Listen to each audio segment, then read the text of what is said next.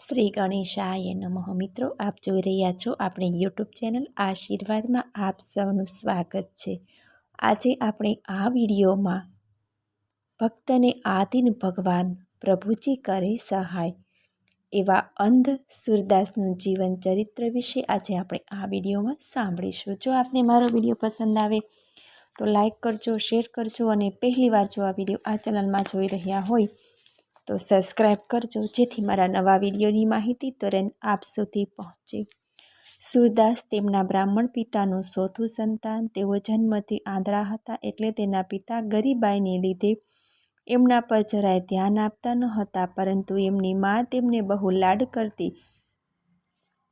પોતાના ખોળામાં બેસાડી એ સૂરદાસને પ્રભુના ભજનો સંભળાવતી. સૂરદાસની યાદશક્તિ તેજ હતી, એટલે તેઓ એકવાર ભજન સાંભળતા તો તેમને મોઢે થઈ જતું. આમ તેઓ નાનપણથી જ સુંદર કંઠે ગાતા થઈ ગયા. એમના ઘર આગળથી ભજન મંડળી જાય કે મંદિરમાં ઉત્સવ સમયે ભજન ગવાય તો એવા ભજનો પણ રાગ સાથે તેઓ ગાતા થઈ જતા. સતત ભજનોના સત્સંગથી સૂરદાસ પ્રભુના ભક્ત બની ગયા. તેઓ રાત દિવસ પ્રભુ ભક્તિમાં લીન રહેતા. એક દિવસ સૂરદાસના પિતાને દક્ષિણામાં સીધું મીઠાઈ સાથે 2 સોનોમોહરો મળી. એમણે તો સોનોમોહર જિંદગીમાં કદી જોઈ પણ નહોતી, એટલે તો એમને મોટી મૂડી મળી ગઈ.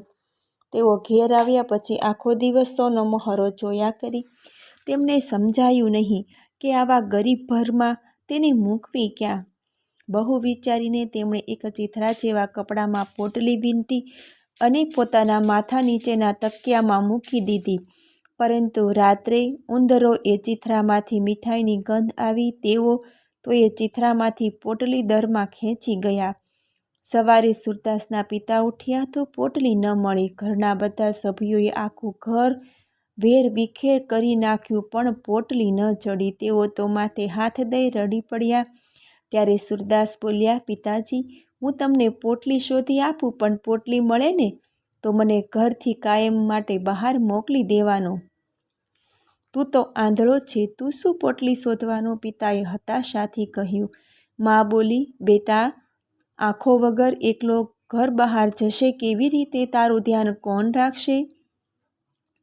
મા, કનૈયો મારું ધ્યાન રાખશે. હું હવે 10 વર્ષનો થઈ ગયો છું. તું મારી ફિકર નહીં કર. એના પિતા બોલ્યા, ઠીક છે, બોલ, પોટલી ક્યાં છે?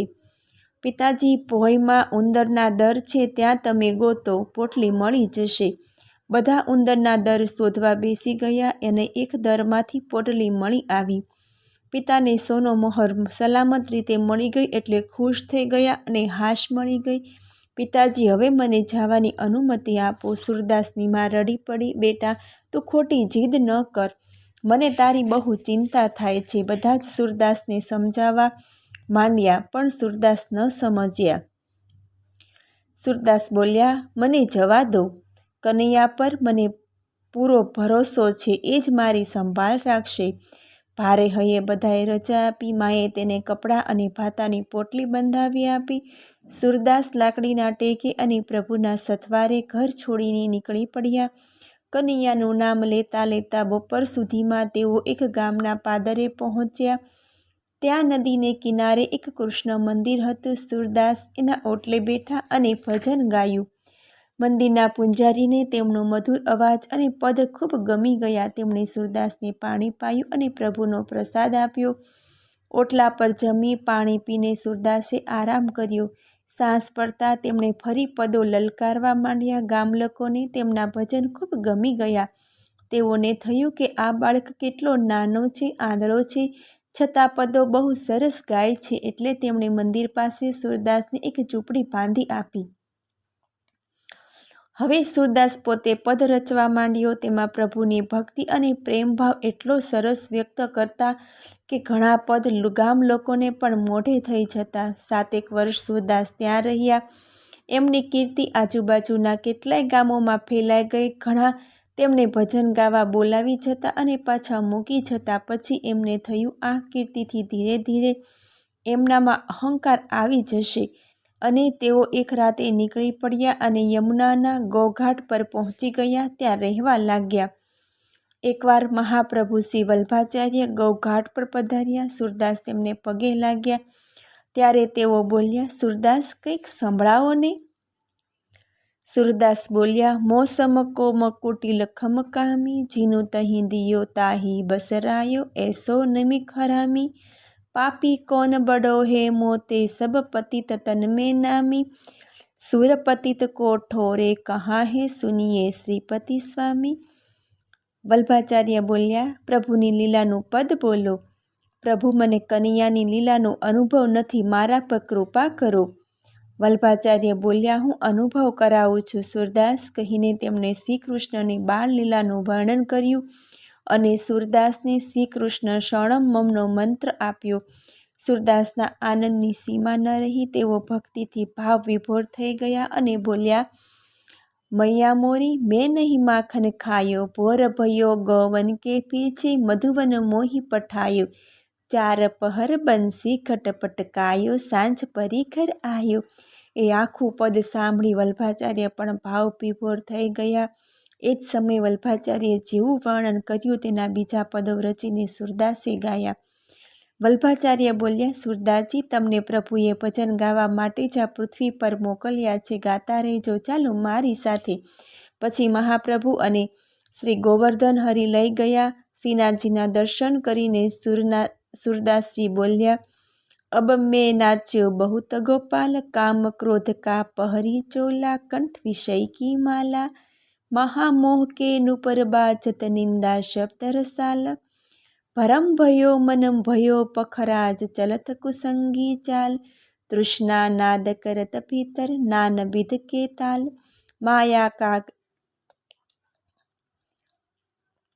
माया का कटी फेंटा बांध्या, लोभ तिलक है भाल, कोटिक कला का छे दिखराई, छल थल सुरी नहीं काल, सूरदास की सवय अविद्या, दूर करो नंदलाल. મહાપ્રભુજી બોલ્યા, તમે સૂરદાસ નહીં પણ સુર સાગર છો. તમે આટલી નાની વયે જ પ્રભુને પ્રસન્ન કરી લીધા છે. મને સ્પષ્ટ દેખાય છે તમે એ કનૈયા પાછળ નહીં પણ કનૈયો તમારી પાછળ ફરે છે. એકવાર શ્રીનાથજીના પૂંજારીને થયું, સૂરદાસજી તો આંધળા છે, તો કનૈયાની અલગ અલગ ઝાંખી કેવી રીતે કરતા હશે? તે તો ખાલી કલ્પનાના ઘોડા જ દોડાવતા હશે. તેમણે સૂરદાસની પરીક્ષા કરવા શ્રીનાથજીને સ્નાન કરાવી સૂરદાસજીને કહ્યું, ભક્તરાજ, પ્રભુની ઝાંકીનું વર્ણન કરો ને. સૂરદાસજી બોલ્યા, દેખી રી હરિ નંગ મંગા, જલસુત ભૂષણ અંગ વિરાજત, બસનહીન છબી ઉઠત તિરંગા, અંગ અંગ પ્રીતિ અમિત માધુરી, નિરખી લેચત રવિકોટી અનંગા, કિલકિત દધિ સુખ મુખ લેપન કરી, સુર હસત વ્રજ યુવતી કા સંગ. બધા અચંબિત થઈ ગયા. બધાને ખાતરી થઈ ગઈ કે સૂરદાસવે પ્રભુની કૃપા અપાર છે. તેઓ મનની દ્રષ્ટિથી પ્રભુને નિરખી રહ્યા છે. એકવાર સૂરદાસજીને પ્રસાદ જમવા બેસાડ્યા. પાણીનો લોટો લેવા ગયેલો માણસ કોઈ સાથે વાત કરવા લાગ્યો. ત્યાં સૂરદાસજીને ઉધરસ આવી. તેઓએ પાણી લેવા હાથ લંબાવ્યો તો પ્યાલો હાથમાં આવ્યો અને તેઓ પાણી પી ગયા. ત્યાં પેલો માણસ પાણી લઈને આવ્યો તો સૂરદાસની થાળી પાસે સોનાનો પ્યાલો પડ્યો હતો. એ બોલ્યો, આ સોનાનો ખાલી પ્યાલો અહીં કોણ મૂકી ગયું છે? સૂરદાસ બોલ્યા, એમાંથી મેં પાણી પીધું, તમે નથી લાવ્યા? હું તો આ લોટો ભરીને હમણાં જ આવ્યો. ત્યાં એક છોકરો દોડતો દોડતો આવ્યો અને બોલ્યો, મંદિરમાં ભોગ ધરાવેલો તેમાં સોનાનો પાણી ભરેલો પ્યાલો ગાયબ થઈ ગયો છે.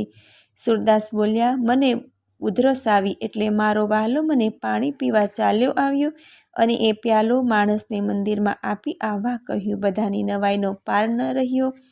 પ્રભુ સ્વયં સૂરદાસને પાણી પીવડાવવા આવ્યા. એકવાર સૂરદાસજી બાજુના ગામમાં ભજન કરવા ગયા. ભજન કરતાં કરતાં મોડી રાત થઈ ગઈ. એમણે ભજન પૂરું કર્યું ત્યારે કોઈ અવાજ ન આવ્યો. તેમને થયું કે રાત ઘણી વીતી ગઈ છે એટલે બધા ઊંઘી ગયા લાગે છે. ચાલો, હું ધીરે ધીરે મારા ઘેર પહોંચી જઈશ. આમ વિચારી તેઓ લાકડી લઈને ચાલવા લાગ્યા. સુમસામ રસ્તા પછી પસાર થતાં એક મોટો ખાડો આવ્યો. સૂરદાસજીએ જ્યાં ખાડામાં મૂકવા પગ આગળ ધર્યો ત્યાં તો કોઈએ એમની લાકડી પકડી લીધી અને બોલ્યું, હા હા ભગત, ખાડામાં પડશો, જમણેથી ચાલો. સૂરદાસને અવાજ પરથી લાગ્યું કે આ તો બાળકનો મીઠો અવાજ છે. આવી રાતે બાળક ક્યાંથી હોય? તમે ચાલો, હું તમને ઘેર સુધી મૂકી જઈશ. સૂરદાસની લાકડીનો બીજો છેડો પકડી બાળક ચાલવા લાગ્યો અને સૂરદાસ વિચાર કરતા તેની સાથે ચાલવા લાગ્યા. આટલી મોડી રાતે બાળક થોડો આવે? અવાજ કેટલો મધુર છે! મારો કનૈયો જ લાગે છે. આજે તું એને પકડીને જ રહીશ. આમ વિચારીને સૂરદાસજી ધીમે ધીમે તેનો હાથ લાકડી પરથી સરકાવતા તે બાળકની નજીક જવા લાગ્યા. એમને લાગ્યું કે હવે લાકડીનો છેડો આવી જ ગયો સમજો. એમણે ઝપટ મારી પણ લાકડીનો ખાલી છેડો જ હાથમાં આવ્યો. તેઓ નિરાશ થઈ ગયા અને બોલ્યા, કનૈયા, મારી પાસેથી તું છટકી ગયો, પણ મારા હૃદયમાંથી કેવી રીતે છટકી જઈશ? કહીને તેઓ ખૂબ રડી પડ્યા. એટલે કનૈયો આવીને તેમને ભેટી પડ્યો. સૂરદાસના હર્ષની કોઈ સીમા ન રહી. તેઓ ક્યાંય સુધી એ સમાધિ દશામાં ઊભા રહ્યા. અચાનક કોઈ બોલ્યું, ભગત, આમ રસ્તા વચ્ચે ક્યાં સુધી ઊભા રહેશો? ઘર સામે છે, ઘેર જાઓ. સૂરદાસ શ્રી કૃષ્ણ શરણમ મમ, શ્રી કૃષ્ણ શરણમ મમ બોલતા ઘેર પહોંચી ગયા. તેમણે 1.25 પદ બનાવવાનો નિશ્ચય કર્યો હતો. એમણે 1,00,000 પદ લખ્યા. પછી તેમની તબિયત ખૂબ જ બગડી. એમની ઉંમર 80 વર્ષની થવા લાગી. તેઓએ વિચાર્યું, અરે રે, 25,000 પદ બનાવવાના રહી ગયા. ત્યારે તેમને હૃદયમાંથી પ્રભુનો અવાજ સંભળાયો, ચિંતા ન કર, 25,000 પદ મેં સુરશ્યામના નામે રચ્યા છે. સૂરદાસે સંતોષનો શ્વાસ લીધો. સૂરદાસના પદો પણ આજે પણ એટલા જ પ્રસિદ્ધ છે અને ઘેર ઘેર ગવાય પણ છે. મને સાંભળવા બદલ ધન્યવાદ. જો આપને મારો વિડીયો પસંદ આવે તો લાઈક કરજો, શેર કરજો અને પહેલીવાર જો આ વિડીયો આ ચેનલમાં જોઈ રહ્યા હોય તો સબસ્ક્રાઈબ કરજો, જેથી મારા નવા વિડીયોની માહિતી તુરંત આપ સુધી પહોંચે. ધન્યવાદ. જય શ્રી કૃષ્ણ.